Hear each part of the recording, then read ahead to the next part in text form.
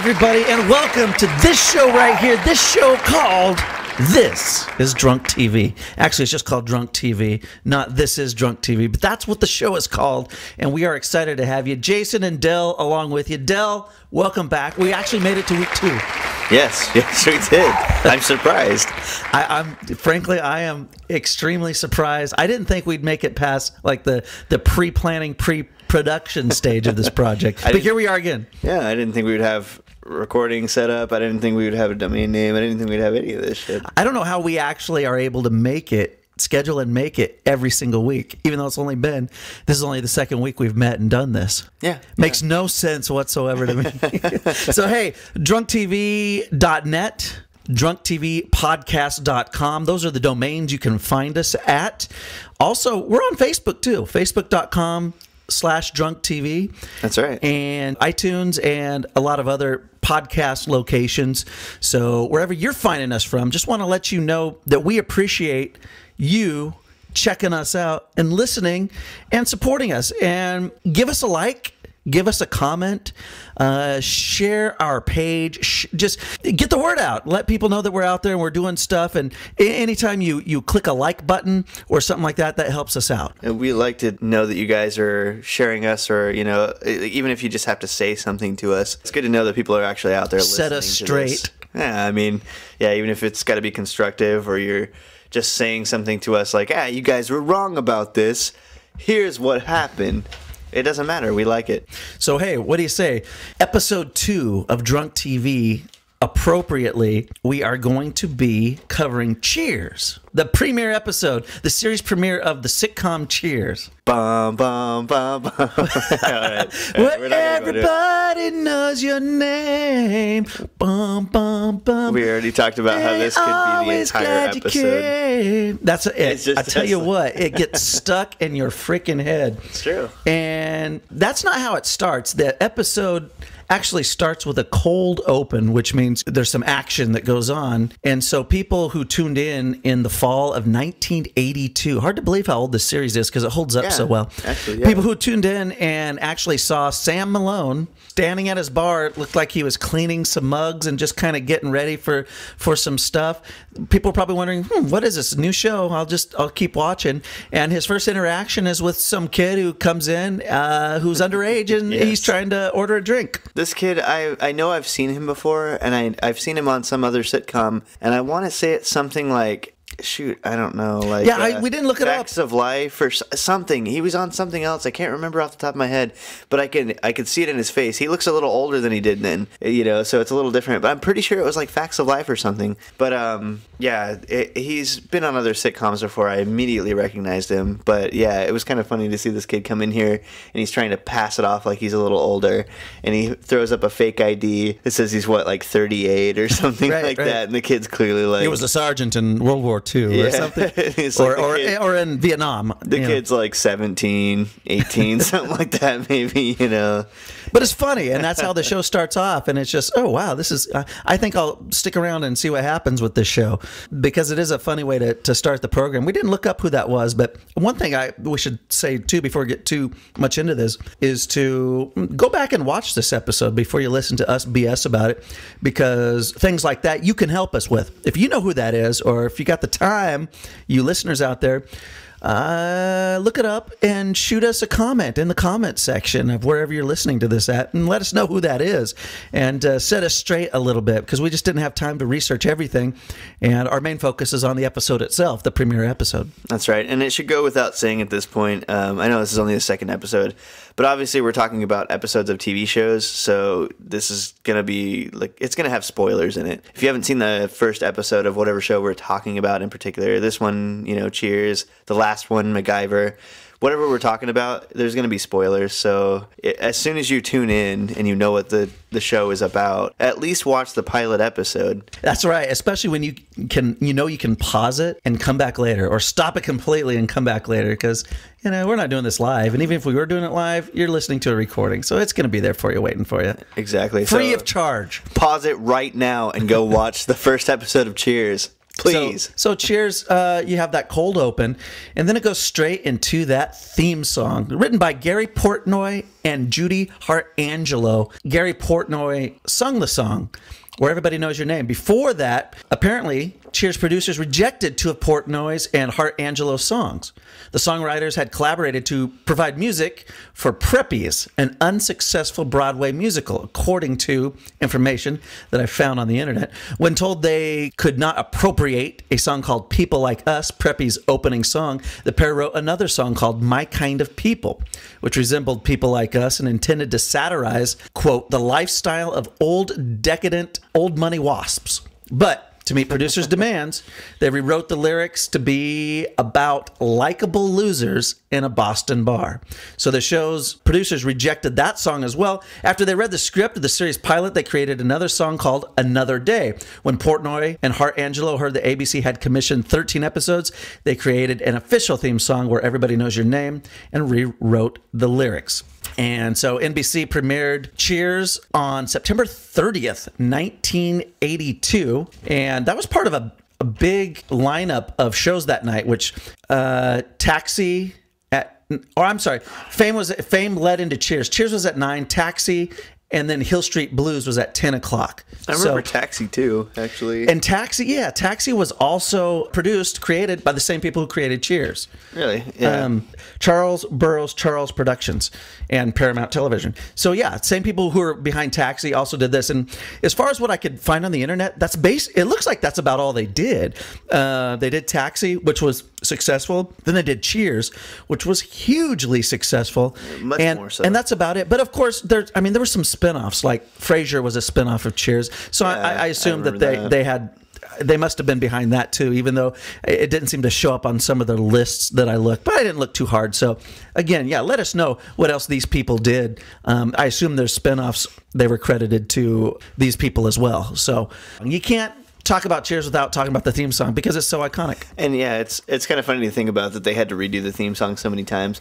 But would it have been that iconic if it had been the first, second, third rendition of it that they had written? Right. Was it just not good enough, not catchy enough, or was it just because of the context of it that they had to change it so much? And the theme they went with is obviously very catchy and it gets in everybody's head. But the other ones, would they even do that, or would it not be so much, or would it be better? Like, maybe they were catchier, but at the time the production companies were like, no. Yeah, or the network or whoever just might have said, you know what, we want you to do something else. They just were never happy with anything because who knows, those first attempts may have been great songs as well. Yeah, exactly. You never know. I mean, this song, when you first hear it, I mean, it doesn't, without seeing what it's for, it doesn't quite strike me anyway as something. It doesn't really tell me, oh, this is about a bunch of losers at a Boston bar. And then when you watch the show, it's like, okay, Where Everybody Knows Your Name, and they're always glad you came. Okay, friends at a bar, lovable losers. Okay, it kind of makes sense now. It totally fits perfectly. Exactly. And I really like that opening too, because the visuals that they show is like, it looks like old sketches that they did of like all these people in a bar, and it's slowly evolving over time, and it looks more and more like, it's evolving over the years, and it seems like all these people that kind of met in this bar, like, I mean, you can see people over time in the same place, like hanging out, drinking, having a good time, until it kind of evolves into the same, like, the more modern time where the show takes place, and you can kind of get that vibe from it, just from the theme, like, the intro for it. Well, and what's interesting too is that these guys came up with the idea they wanted to do the show, and they actually originally had planned to have it set in a hotel. They weren't quite sure what kind of a show, and I've tried to think, how exactly would a show like this have worked in a hotel? But Sweet Life of Zach and Cody. Well, yeah, there's like a Disney show on it. I don't know. Yeah, I don't know. And yeah, so it's weird to think about that. People, when they plan a show like this, they don't always plan ahead. So it's like they just kind of go with their gut instinct, like this would be interesting, and they try to evolve from that. And it's a good thing they did it in a bar because I think it worked out really well. Yeah, and from what I've read, the concept for the show, the original idea was a group of workers who interacted like a family. The goal was to be something similar to what the Mary Tyler Moore Show was, okay, yeah. Which was a 70s show. And the creators considered making an American version of the British Fawlty Towers, which was set at a hotel or at an inn. And when the creators settled on a bar as the setting, the show started to resemble a radio show called Duffy's Tavern. And so they liked the idea of a tavern because obviously it provided that continuous stream of new people. It gave you that variety of characters. Yeah. They could just come in and pass through. There was always the option to just introduce people or drop people out. You know, maybe this person didn't come to the bar anymore, or just like random passerbys came into the bar. I'm sure it gave other, actors that weren't really that far in their acting career the opportunity to kind of like play a bit part in this. And if they caught on, then they'd make them a recurring character or whatever. So it probably sparked some of that too. You know, everybody was interested in this because they could just throw in characters left and right, and whatever stuck, keep them around. Yeah, and after they chose the setting, after they chose a bar, then they needed to choose where this bar was going to be. And after going through, several places, California, Missouri, the producers turned to the East Coast and decided on Boston, a bar called the Bull and Finch Pub. It was the model for Cheers, and it was chosen from a phone book, according to what I saw when I was trying to research this stuff. And when Glenn Charles, one of the producers, creators, asked the bar's owner, Tom Kershaw, to shoot exterior and interior photos, he agreed and charged $1. The bar owner did. But Kershaw, the bar owner, has since then gone on to make millions because he licenses the pub's image and sells all that Cheers memorabilia and stuff over the years, because people go there going, yeah, I went to the Cheers bar. So he's made bank. So he just said, yeah, I'll let you use the likeness of the bar for $1, because he was smart. He knew he was going to make some money back on this. Yeah, no kidding. The Bull and Finch became the 42nd busiest outlet in the American food and beverage industry in 1997, according to one little piece of dirty information I found online. During initial casting, Shelley Long, who was in Boston at the time of filming A Small Circle of Friends, which she was working on, remarked that the bar in the script resembled a bar she had come upon in the city. And it turned out to be the same bar, the Bull and Finch bar. And Shelley Long, of course, plays Diane in the show. So that's kind of, a little bit of history, which a lot of you Cheers buffs out there know a lot more about it than we do. And so definitely give us some comments and some feedback on that stuff, because it's always fun to hear more. So we meet Sam as he's serving this underager, or not serving the underager at the bar. Does this grab you? Does this grab the viewer? Because I found myself chuckling and laughing. I thought it was a good exchange leading into the theme song. Yeah, actually, I thought it was pretty. Would it make you pretty stick funny. around? Yeah. Well, yeah. I don't know if I had seen it at the time. Obviously, I watched later on in the series, and I came back to the beginning of it and watched it right away. I don't know if it would have grabbed me, but it was very funny because immediately I liked the character of Sam Malone, because he was kind of witty and funny the way he kind of interacted with this kid. You know, he was like, "Oh, you were around, blah blah blah in Vietnam. That would make you 38. How was the war like?" Like just immediately like questioning this kid, but in like an innocent way. Like he was playing it off like he wasn't trying to interrogate him, but he was. So it was just kind of funny. And then I don't know, he just played it off in kind of a goofy manner, and it just. And now I'm real curious to know exactly who that actor was, because that was his only scene. Yeah. He's back for a split sec. He's leaving when Diane and her fiance Sumner Sloan are walking through the door after the opening credits roll. So Shelley Long playing Diane, the other, basically Sam and Diane. That's the story of this show. So she comes in with her fiance, and this guy is just, it's hilarious because they play him up to be the biggest douche. He's a real piece of work. Yeah.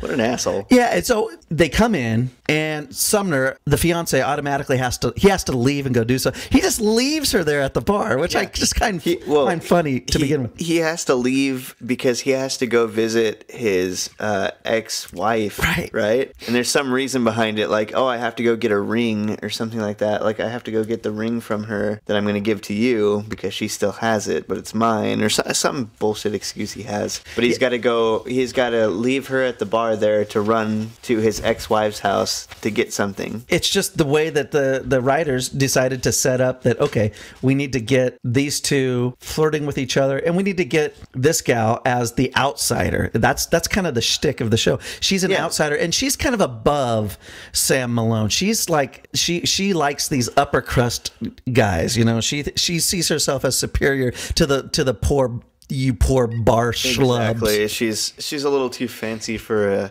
a bar, and she's a little more of the upper class, and then she looks down upon anybody in this bar. You know, everybody in this bar is a little beneath her. Because Sumner, he's a professor at Boston, at BU, which, you know, Boston University or whatever, and she is an academic, sophisticated graduate student. She's his assistant, and they've known each other for 2 years, and so they really play up the fact that they are very intellectual, academic types, Diane and Sumner. That's the contrast between Diane and Sam, but that's what makes it fun too to watch those two, because they're going to be butting heads. And the first thing that happens is he leaves her in the bar, Sumner does, to go do what you were just talking about, go fetch the ring from his ex-fiance or whatever. And she's just sitting in there by herself. Sam's gone to the bathroom or something. So she's in there by herself. The phone rings. And there's nobody in there to answer it. She's in there by herself. Yeah. So she just goes and answers it. And that's her first, it's almost like fate, because that phone call at least allowed her to have a funny comic exchange with Sam, because he's like, you know, I'm here. Oh, when he finds out who it is on the phone, oh, I'm not here. Yeah, he comes back out or whatever, and then she's like, oh, you know, yeah, he's here. And then, she says who it is or something, and then he's like, oh, I'm not here. And then she was like, oh, you know, and they're just sitting there kind of awkwardly, and he's like trying to, you know, without saying anything, like do a little signal, like charades kind of thing. Right. Like he puts this little bib on, and he's like sitting there doing a motion like he's cutting his hair, like, yeah, I know, I had to go out to see get a haircut. And then she's just like, he had to go to mime school. And it was just like a comical moment. And then she ends up hanging up the phone, and they're just kind of sitting there awkwardly like, yeah, really? Like, you know, he's looking at her like, are you kidding me? Yeah, that's it, exactly. And right there, you know, the flirt is on. It's ready to go. And they've introduced the main characters, and they're ready to lay it on us. You want these two to hook up, and you know that that's the direction that it's about to take. As soon as you see those exchanges, those early exchanges, and they make it easy to root for Sam when they have Sumner say, you know, introducing himself, professor of world literature at BU, you know, and stuff like this. And so you really want to see Sam take the woman and not this guy. Yeah. Sam, though, the problem is poor Sam is kind of a dunce, recovering alcoholic, and that's one of the themes that ran through the show for all the years too, was alcoholism and stuff, because I think they realized probably the image they were coming off. Yeah, during the run of the show that they probably did have to, because they were so popular too. Yeah. They probably did have to tackle some of those issues. Yeah, exactly. Because if you think about it, kind of like really, drunk TV may have to do one of these days. Yeah, right. We're not going to get that popular. No. Anyways, no, but when you have a show that's widely, you know, received and very popular, and it's set in a bar, a lot of people see that and they're like, that seems like a lot of fun, you know. So kind of it almost piques your expectations of a bar, you know, like maybe I'll go into a bar and see what kind of people I meet or something, and then people are going to be going to a bar getting drinks. It almost sets expectations a little too high for a bar. You never know what you're going to get, but some people might go in there just because of that and be like, you know. But also, it does kind of mirror a lot of real life situations for people who, if you are a barfly, you probably did have a part of your life where you really just enjoyed after work or on the weekends or whenever you went, going to your certain bar because you always knew the bartender, you knew the waitress, you knew the staff, and there were certain people like you that were going at that point in your life, and that's where everybody knows your name. Yeah, you were Norm. You walk into the bar and people are like, "Hey, it's you." You know? Exactly, like, and so probably, give me my regular drink. You know, yeah, and probably every community has a Cheers in a way. You know, every little town, every city has community has those places. I know for a while that was me going into the bar. You know, like there was lots of bartenders I knew, and I'm actually still good friends with a lot of those people. And like I would see regulars in there all the time, and go in there, buy each other drinks or whatever, hang out, have a good time. I've done a lot of bar and club DJing over the years, and I see the same thing too. I know that a lot of the people that come in that are customers are the same people that continue to come, and everybody. And that's the thing, you know, a lot of the people on Cheers are people who are single, not in relationships, or divorced and things like that. And so it's just their outlet to actually go and have friends, have people to talk to, have a social life. And so I bet that really resonated with a lot of people who were doing that same exact thing in real life. And of course, you got the exaggeration of comedy because everything's so funny and stuff. But there actually are people that you know at your real life bars and in your real life that are actually pulling shit like that, like, you know, and telling jokes and being funny and things like that. And a lot of people probably remember a lot of those times in their lives really fondly, like the people of Cheers, if they were in this series, if they were real life, they would think back fondly on these memories of when they were going to the bar, you know. So a lot of these characters that come through the bar, well, we're going to talk to them. We're not going to talk. Boy, how much have we had to drink? Let's talk to them. Please. We're going to talk about them. But first, I just want to talk about something real quick that has to do with us here at DrunkTVPodcast.com. And that's Patreon. Patreon.com/DrunkTV. We are a independent, small operation. In other words, we're not owned by Universal. We're not owned by Paramount. We're not owned by Sony. We are a independent podcast, which means we're not beholden to any big company on what we actually talk about, what we say, and what we do when we talk about these television shows. So, as a result of that, we need your support. And one way you can do that is by visiting our Patreon page at patreon.com/drunktv and becoming a patron of the podcast. And all that means is you can sign up and just throw us a buck, $1 a month. You can do it anonymously, or you can do it with your name thrown out there. We'll put you on the website somewhere. We'll give you a shout out, and we'll even come up with something to give you. You can give $5 a month. You can give $3, $1, $10, whatever you can do. If you like what you're hearing, if you like coming back week to week, then support us. It allows us to continue to do this. It takes a lot of work. We actually do research some of this stuff and prep and get things ready, and it does take a lot of time, and we also have our regular jobs that we have to work around to do this. So please support us. Patreon.com/drunktv. What do you say, Dale? So we're not gonna get to meet Ted Danson? I invited him to hang out, and Shelley Long's coming. Yeah, okay, all right. She's gonna make it. I guess that's okay. That's second best. Oh my gosh.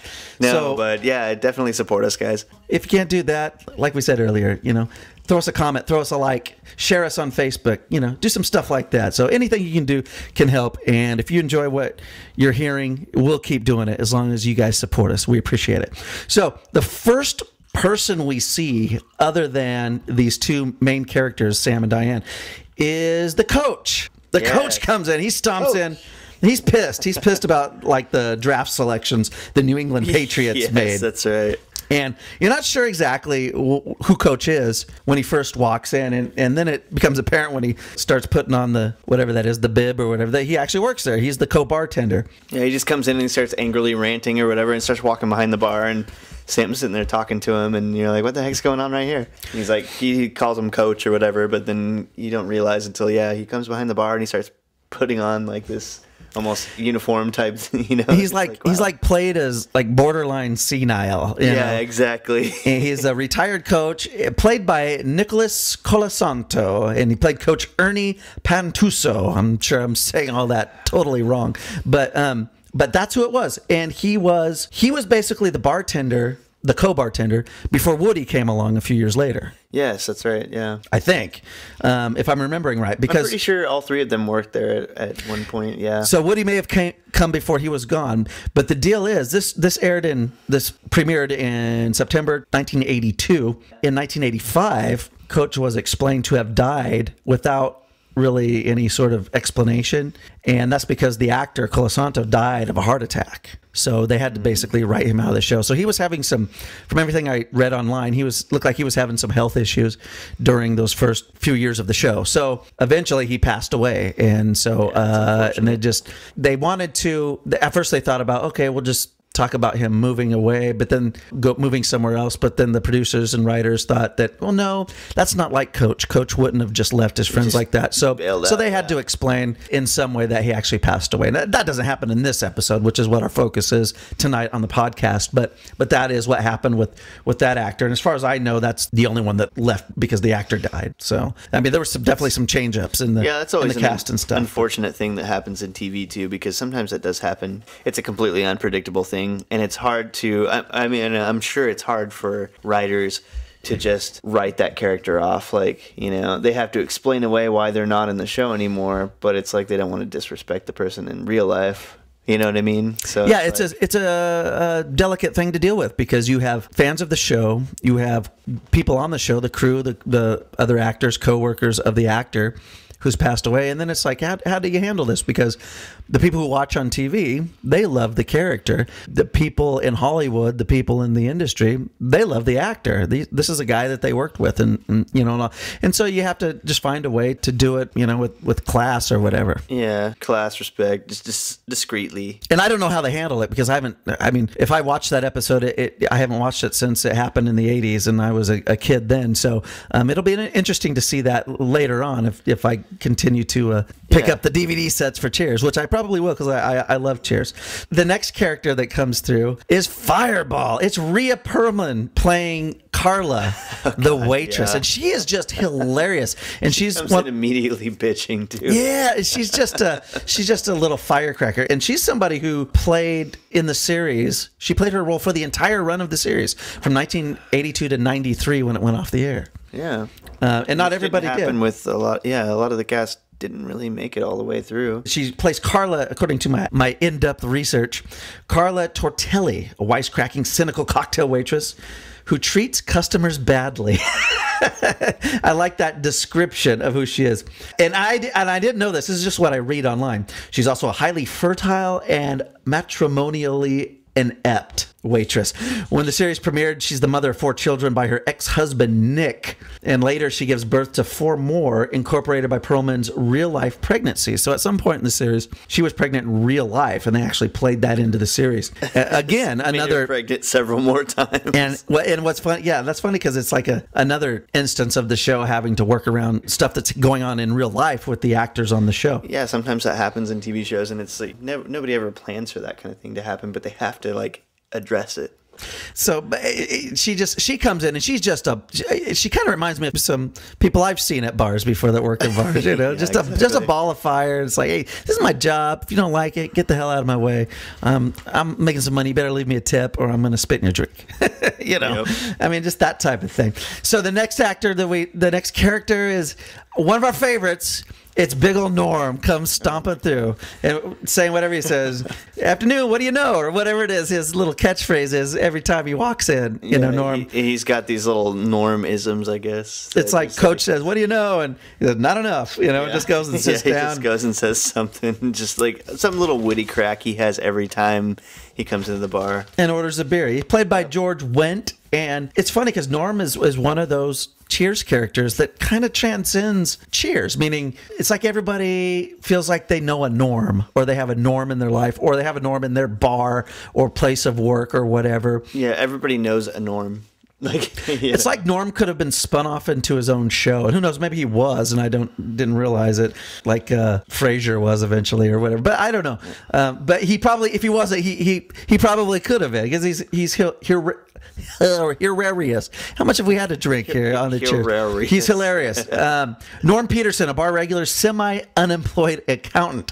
Whenever he enters the bar during the earlier seasons of the series, everyone yells out his name, Norm, which they do when he walked in this first time. Sam, Woody, or the coach would ask him how he is, and it usually ends up with a beer-related answer. which they established very early, even in this first episode. He has infrequent accounting jobs and a troubled marriage with, but is still in love with and married to, Vera, an unseen character. Later in the series, he becomes a house painter and an interior decorator, especially for Rebecca's bar office. Rebecca is somebody who comes later in the series, who actually replaces Diane as kind of that character that Sam is pining after, or having on and off relationships with. Norm was a character added to the series, and that's one thing I found interesting, because Went auditioned for a minor role of George for the pilot episode, and the role supposedly was Diane Chambers' first customer and had only one word, which was beer, which makes sense. But after he was cast, Went's character George was renamed Norm. What's really interesting about that is he was also, from what I read, only supposed to be there for really just like one episode, like somebody just passing through. Yeah, it's just one of the passing characters. Like there was another character that was in there, which I don't remember ever seeing, that seemed like he could have been just like could have been a regular Norm and Cliff, and like Ken or something. I can't remember. And the guy with the gray hair, the suit, and he had like the gray goatee and the gray hair, or whatever. Yeah, that guy. Yeah, he seemed like he could have been a recurring character or whatever, but I don't think he ever made it past the pilot. So it's like, Norm and I think Cliff too, where they were both supposed to be just passing characters, just like that guy. And they ended up getting...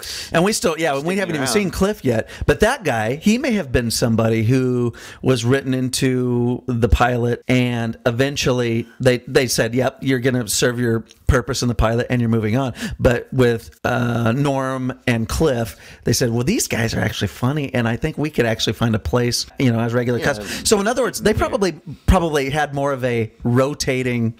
get different people in here every week idea at first, but then they said, no, these guys are too good, let's keep these guys and keep some familiarity with the cast and kind of the cast of Cheers as far as the fictional world of Cheers goes. As far as I remember, I know we haven't really talked about Cliff that much, right? I mean, we haven't really talked about him at all so far. And he's still ways off in the episode. Yeah, he hasn't even come in yet, but I just have to bring it up while I'm thinking about it. Some of my favorite moments in the entire series of Cheers is the interactions between Cliff and Carla.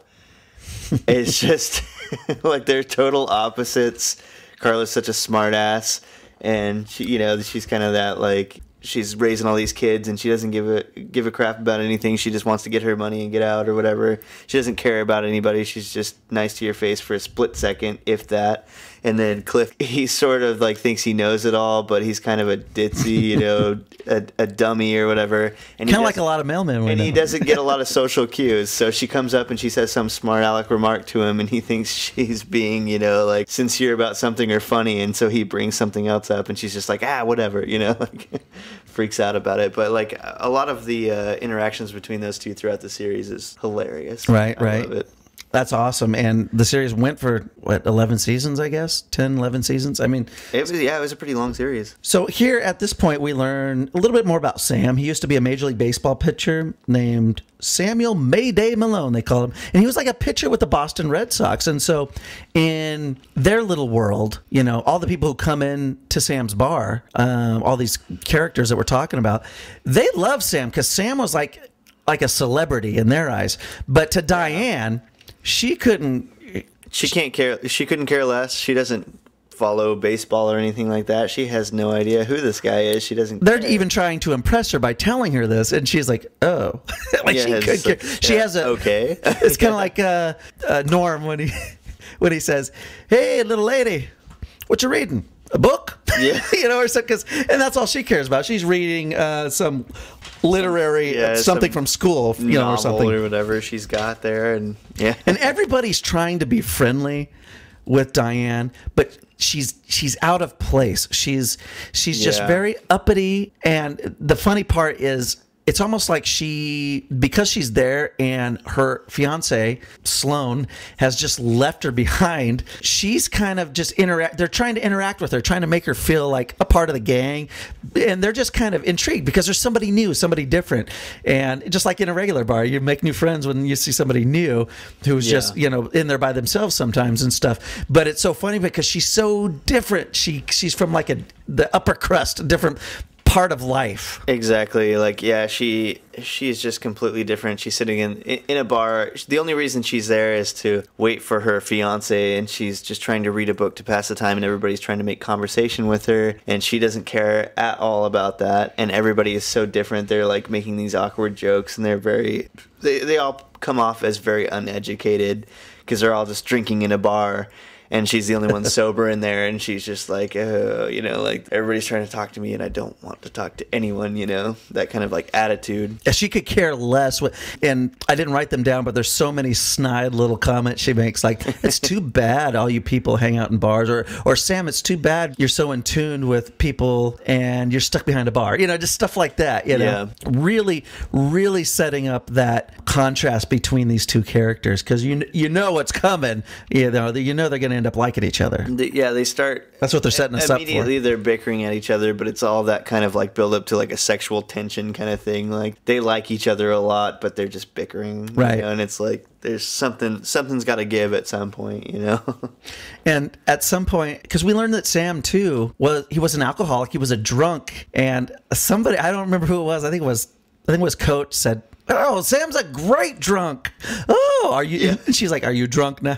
I wasn't a great drunk. I was a good drunk. Yeah, you know. Exactly. But I find that interesting because, like she said, she asks him, "Why are you a bartender, or why do you own a bar if you're a recovering alcoholic?" He said, "Well, I owned the bar back when I was an alcoholic." I think he jokingly says, "I held on to it for sentimental reasons," but that's his life. That's what he does. But he hadn't had a drink for 3 years, I think he said, or something, like 2 years. Yeah, it was 3 years, I think. You know, and just every once in a while, a line I just found hilarious. Like, Diane eventually has to leave the room so everybody else can talk about her. So she asks where the bathroom is, and Coach goes, "Next to my bedroom." Yeah. But he's saying it seriously because he's just such a dunce. "Where's my bathroom?" "It's next to my bedroom." Yeah, exactly.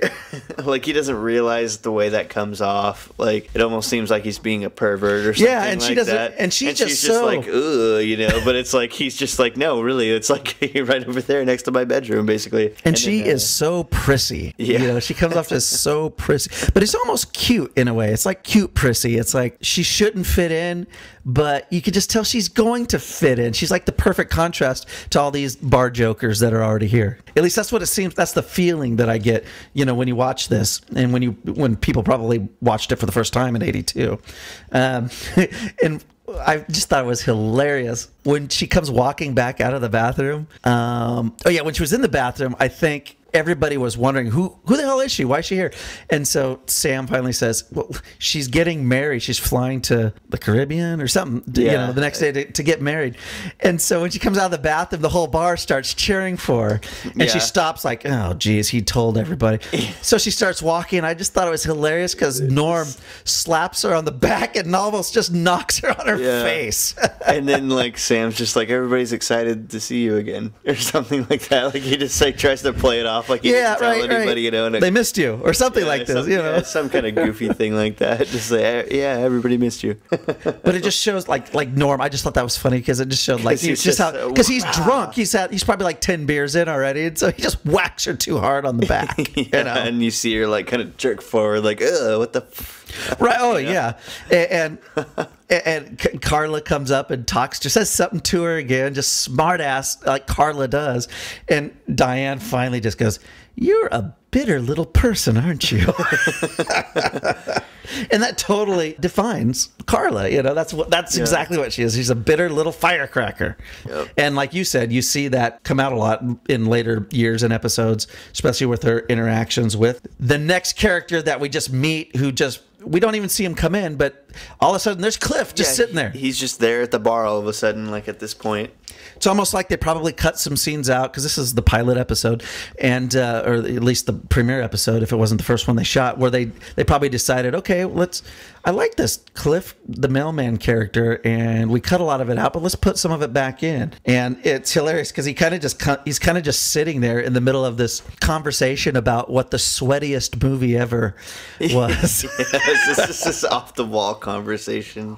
This is why Norm and Cliff are my two favorite characters, because Norm stands up, "Rocky 2." Yeah, exactly. No. Like they're so off the wall, goofy, and they like interact well with each other.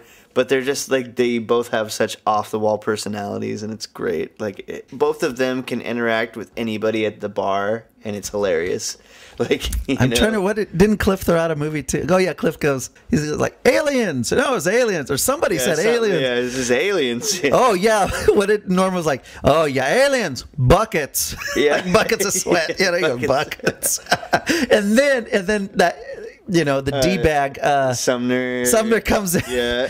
and then he even throws out an answer. They're talking about what is the movie where the character sweats the most, and I don't even remember what he said, but it was funny. Diane's like, yeah, I've been having to sit here waiting for you for what, 2 hours or something, listening to these people drivel on about what's the sweatiest movie of all time or something like that, and he's just like, oh, blah blah blah, and he like throws out some random name, and everybody's just like, oh yeah, that one. Yeah, and he throws it out. Yeah, like and it's hilarious because that's kind of like, oh, even that D-bag it can be involved in this funny conversation. But one thing that's happened, she's so offended by it, right? Yeah, and she's like, really, you know. And the funny part about it now, the relationship between her and Sumner, Diane and Sumner, is that in his absence, she's kind of become, the whole bar has kind of become her friend. Yeah, they've all kind of like started asserting themselves towards her, like almost attaching themselves. You know, they're all kind of getting to know her, and they like her personality there because she's so different than everybody else. You know, it's almost like it's entertainment to them, but they kind of like her. You know what I mean? That's the thing. She's so different. But you're exactly right. And that's that contrast I think I was talking about. It's like she totally doesn't fit in, but that's why everybody she totally likes her. fits in, you know? Like, yeah. So, and then we, shortly after that, when Sumner's there talking to her, she's like, okay, well, let's get out of here. Where's the ring or whatever? And he doesn't have the ring. So he's been gone all this time, supposedly for what was it, like probably 20 a couple minutes? Hours. Well, it felt like a couple hours he was supposed to be gone for 20 minutes because we see all those extras like filter through. Yeah, well, yeah, because they talked about it. Diane says something about like you were supposed to be gone for 20 minutes or 10 minutes or something like that, but you were gone for 2 hours. And then he's like, oh, I didn't get the ring or whatever, and blah blah blah. And he's sitting there talking about it, like trying to explain away why he was at his ex-wife or girlfriend's house or whatever for 2 hours and didn't get anything accomplished. And then he says something about like, I'm gonna go get it now or something, you know, like I'm sure she'll give it to me. It's like he keeps finding excuses to skip out.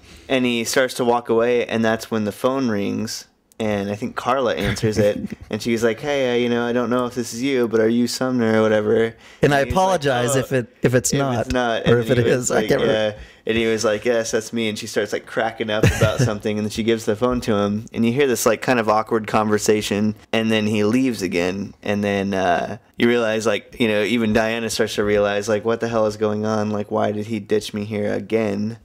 Yeah, because he tells Diane, she insists that you have the ring. And that's like, you kind of think, well, wait a minute, you were just gone to go get the ring and you couldn't get it from her. Now she insists that she has the ring.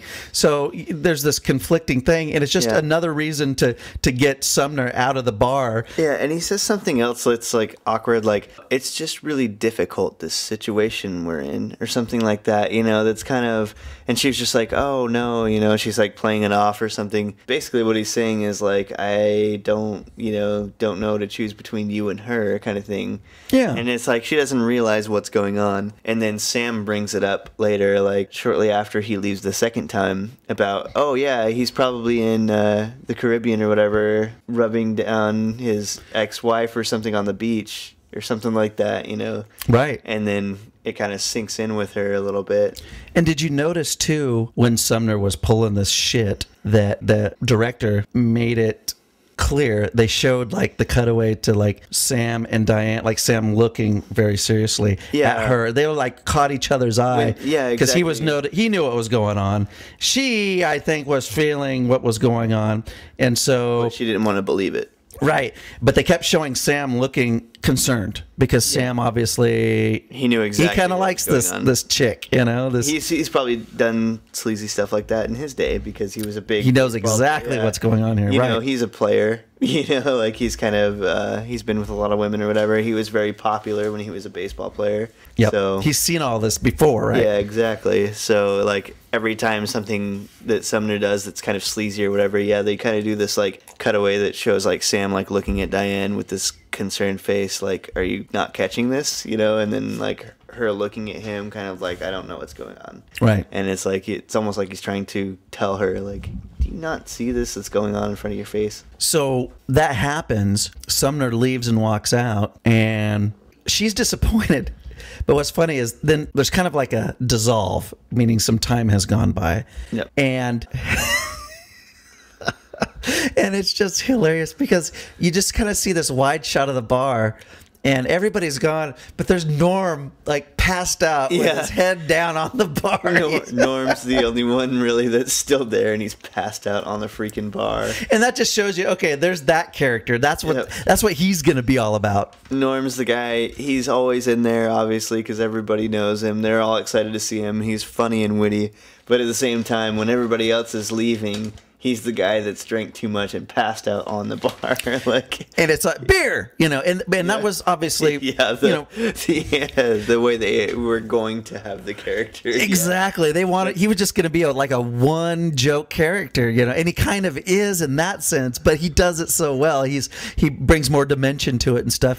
He's just a guy who's just, his life is just freaking boring. He even says, when he's finally leaving, when Coach is giving him a ride home, that Coach is asking him, "Don't you? Doesn't your wife worry about you, or worry about where you're at?" Or, yeah, she worries. She just doesn't care. Yeah. It doesn't matter. And so Norm's sitting there, passed out on the bar, and Diane's down at the other end of the bar, looking depressed. And Carla goes up to her, and she's all, "Cheer up, Cookie. He may have been in a car accident."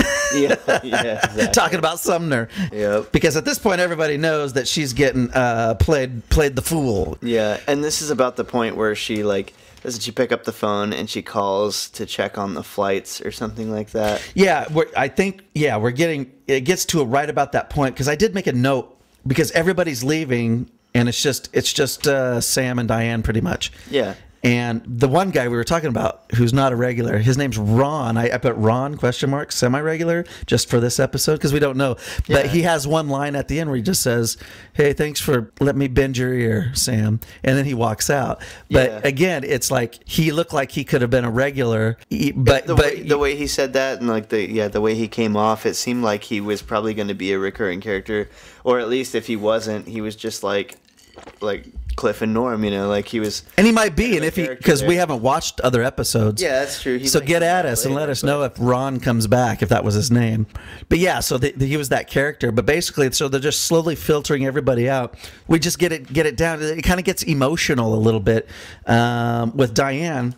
She's worried about her marriage, or her not quite marriage yet. Her soon-to-be marriage, yeah. And that's when they spat. That's when her and Sam have their little spat about Sumner, because I think he calls him a goof, and she's all, "He's not a goof," or something like this, said or whatever. And then that's when he says the thing about he's probably in the Caribbean right now, rubbing oil on his ex-wife or something like that. And that's when she kind of gets upset about it. Yeah, and like you said, there was a phone call. Yeah, she makes a phone call, and then to check on the flight time. Yeah, the reservations. Yeah, the reservations, and it turns out that he jetted off with the ex. It sounded like you know. So he basically the reservations they had or whatever, they were already there. So it was him and his ex-wife that went instead of him and Diane. And she's kind of impressed with Sam, because she tries to stomp away, sad. And before she leaves, Sam goes, "I'm sorry." And she turned around. She's like, "How did you know?" And that's because he's a bartender. Yeah, that's exactly why. He sees this crap all the time. And even, before he was a bartender, he was, like I was talking about before, he's probably done He knows this guy. He was that guy. Yeah, exactly. He's probably been the same guy before. And so she's kind of ruined. She doesn't know what to do with her life. And so I thought it was funny when Sam tells her, "I got an idea. Why don't you come to work at the bar?" And her freaking laugh. Yeah. That... She just this maniacal, ridiculous laugh, which I can see why it totally plays with her character, because it's so ridiculous that it makes it cute. She stands out in this because she's trying to be so above everybody, but really she does have a little bit of a heart in there, and that laugh just cracked me up. She really does have her place in the bar there, but she's trying to even she kind of knows it, but she's trying to deny it, everybody else is beneath her. And you notice how many times she tried to leave, but she never could quite make it out the door. Either Sam would say something to stop her, or she would stop because she would, have some smart ass thing to say. It was almost like, okay, were they flirting a little bit at least, or they were just keeping her in there because that's how you have to make the episode work. But it seemed like she tried to leave like 5 times throughout the episode, but she could never quite make it out the door. There was always something that stopped her. And in the end, because she couldn't quite make it out the door, because it makes you wonder. I mean, it's kind of silly, the setup, because why is he going to leave her well, obviously he's leaving her at the bar because he's going to hook up, I guess. But it's like, why is she not going with him? She's like sitting there at a bar by herself. She keeps staying there like, oh, I'm going to go over to my ex's house. You just wait here in this bar and I'll come back for you. Right. Twice. And that seems like, kind of silly on the outside, because it's like, who's going to actually do that? Yeah. Okay, I'll wait here with my luggage in a bar with people I don't know in Boston. Maybe people do that and stuff, but it just seemed a little bit silly of the setup. But that's how you got to do it to move the story along, obviously. Yeah. But again, the funny part was I found myself going, holy shit, when, after she was told, yeah, you should work at the bar, and she laughed it off, and then frickin' Carla gave Sam the drink order for this big party that came in. And it was like this, what felt like a 45-second drink order with about 15 drinks. And I was like, holy crap, that was a lot. What was the point of all that for as far as the story goes? Yeah, because it was like 7 or 8 different and drinks. Sam's like, Carla, what was those drinks again? And then Diane turns around, it was, and then she just reels them all off. It off perfectly. And it was like 7 or 8 drinks, but they weren't just like different drinks. It was like they all had special instructions with him. And even Carla, that's been working at this bar for God knows how long, had it all written down, and she was reading off the list. But then Diana, it wasn't even like she just recited it right away back. It was like there was some other stuff going on, and then she recited it back like a few minutes later, but perfectly from memory. She just had the entire thing. And it's funny because memorized just from a side conversation that she wasn't even in. She just remembered it. And it's like 3/4 of the way through her reciting it back, it's like the viewer, you realize, and then she realizes it, and then Sam and Carla realize it, like, oh crap, she is cut out to do this. And of course, so that it just segues to her first day as a waitress, which is hilarious because she sits down and starts being so chatty Cathy with those first customers, and it turns out they don't even speak English. Yeah, they're just like, what was it? They said something about lost luggage, and they need to call the police. Yeah, they're looking for the police. Because they're very foreign, and they're like, they were just sitting there listening to her, like shaking their heads and like kind of looking at her like they were paying attention to her, and while she was rambling on and like smiling and everything, and then as soon as she stops, they're just kind of like half get out this very foreign language sentence of because they need the police and their luggage has been stolen. It is like, and it all sinks in immediately for the audience, for her, for everybody at the bar that had to hear that. Like, wow. Like they weren't listening at all. That set up the show. That was the show right there. So there you go. That's how she came to be a part of the Cheers staff. And that was basically the whole show. I mean, that's what it's about in a lot of ways. And so I was just trying to remember what I read about, because I know that several years later, Shelley Long didn't stay on the show. She quit the show, even though she had like an on and off relationship with Sam, her character, Diane did. But it's like her and Ted Danson, for some reason, they worked differently, and they didn't really get along. And so even though it wasn't nothing really bad, but I read that there was some sort of tension between them, but, quote, never at a personal level, always at a work level due to their different modes of working. But Ted Danson, I found this interesting, that he said, according to stuff that I've read online, okay, he said that Shelley Long was much more like her character than she would like to admit. Meaning that perhaps she didn't really get along with Dancer or maybe some of the cast, because even Shelley Long kind of thought she was a little higher class than the rest of the actual cast, sort of thing. But Ted Danson also did say that oftentimes her performances are what carried the show. So he was like very positive. He gave her recognition about it and everything, but at the same time, he thought she took it a little more egotistically than she should have. Yeah, so that's kind of the feel that I get. Yeah, and so she left the show after whatever 3, 4, 5 years, I can't remember, and Kirstie Alley as Rebecca joined the show, and she Yeah. was kind of a similar character. I think she was kind of a high-powered businesswoman and who was on and off again with Sam.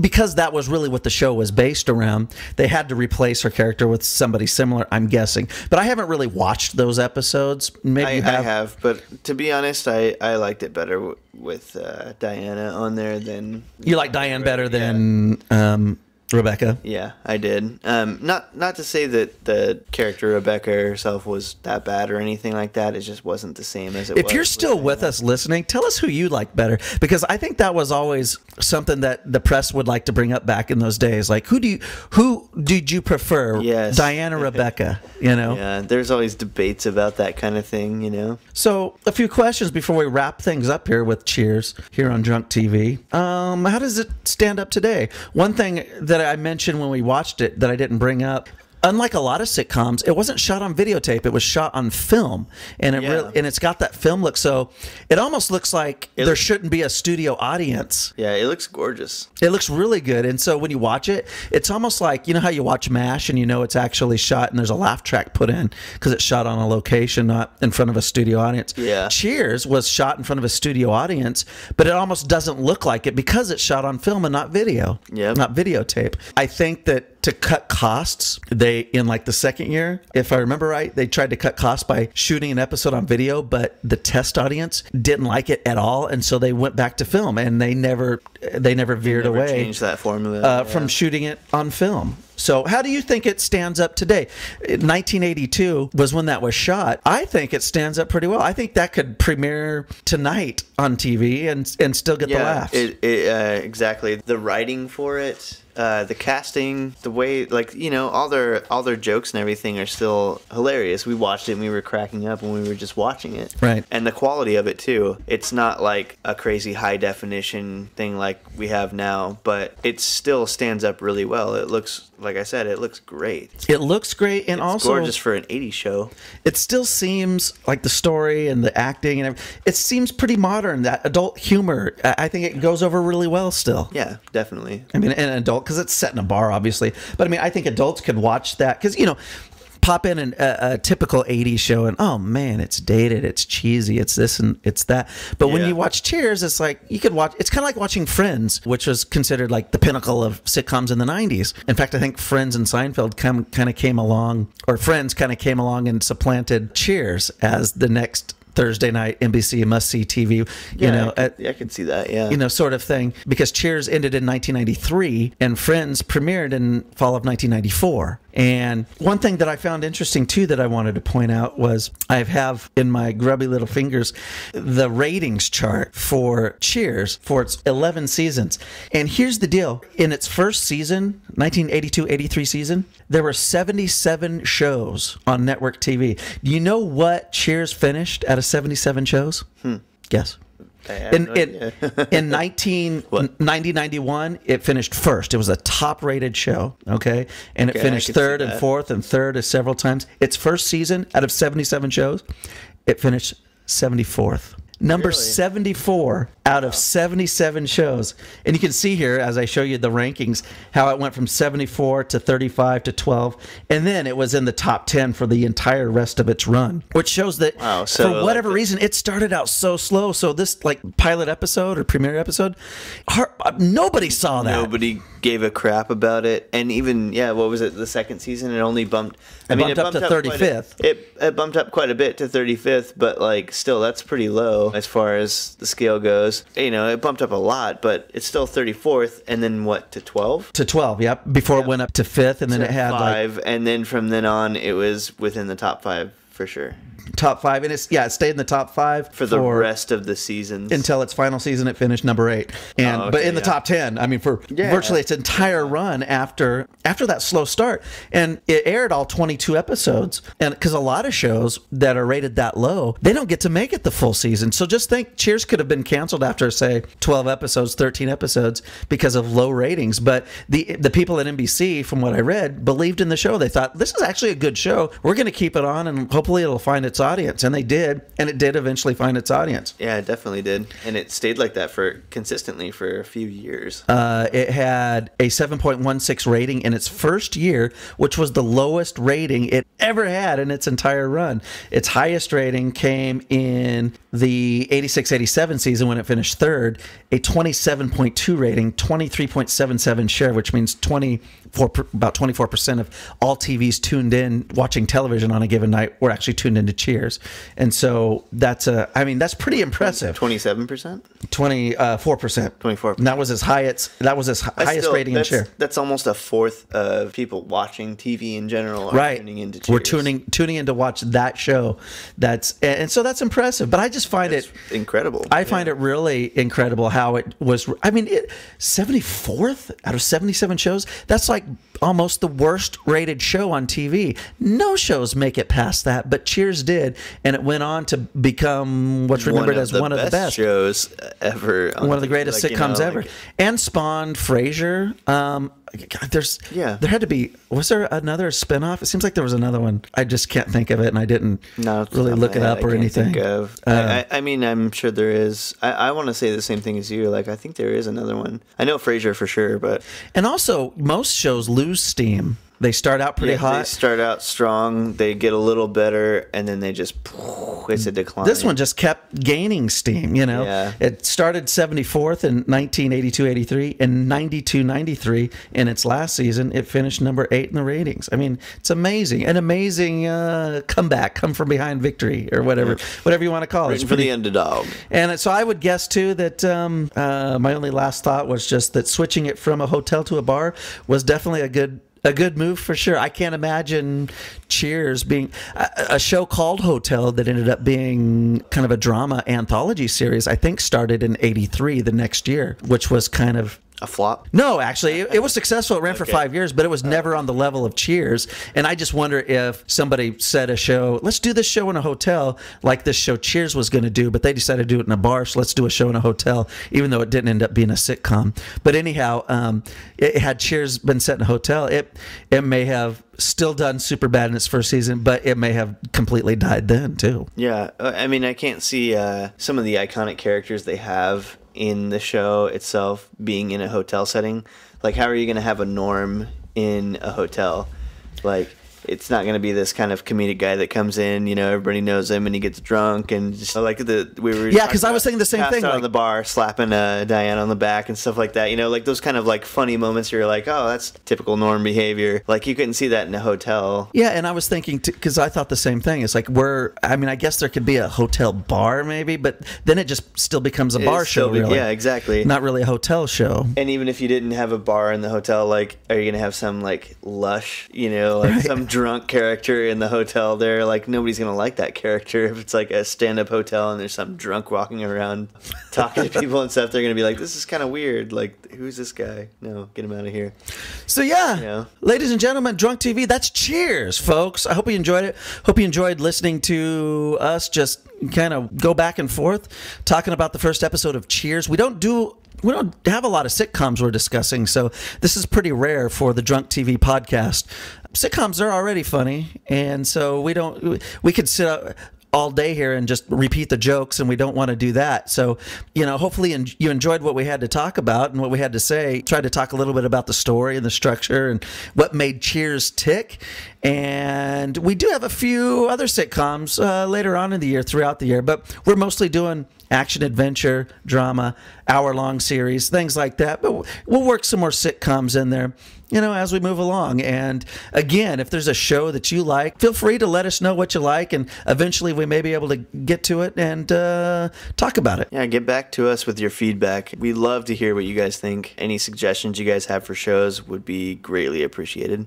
So, hey, next Wednesday at drunktv.net or drunktvpodcast.com. 2 different domains just to confuse the F out of you listeners. But don't worry, you can find us facebook.com/drunktv and all the other places you can find us at iTunes, Stitcher. I'm sure I'm leaving something out. Some of those things. But hey, next Wednesday, are you ready for this? Are you ready? We're going to switch gears.